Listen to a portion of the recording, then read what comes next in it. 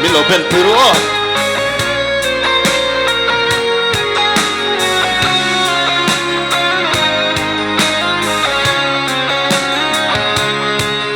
Suano rengin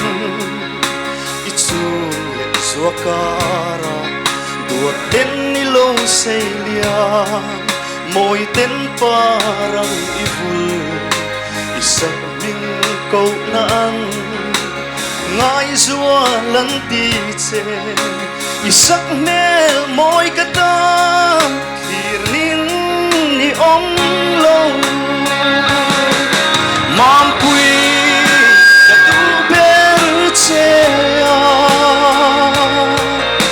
ka ma ngai ber i ni a i ma ngai na rin i thin lai chuak nghe chu o min lan ve to mai ro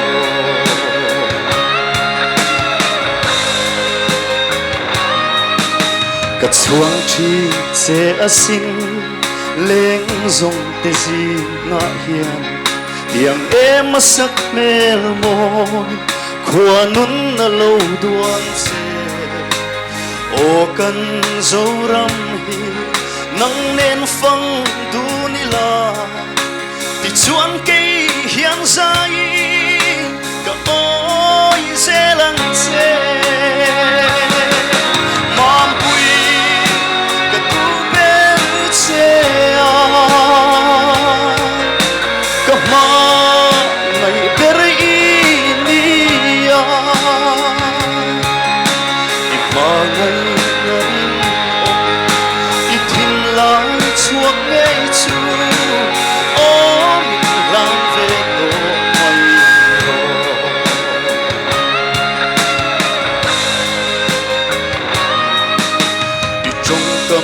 cha châu xua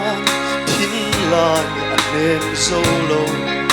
ít thiên lung ngay tua na tên min hoi si lâu chuan cả đồn lung rú yên hia min đồn về ni la tu tên cha ngã po mi tu tên căn in phô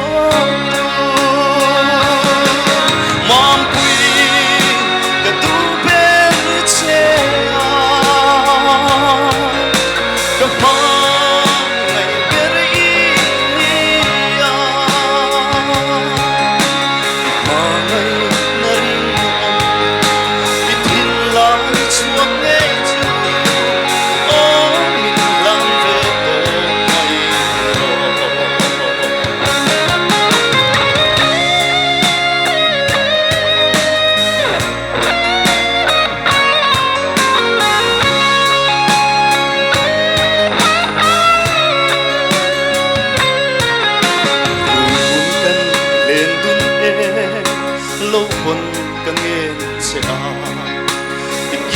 chen dam thi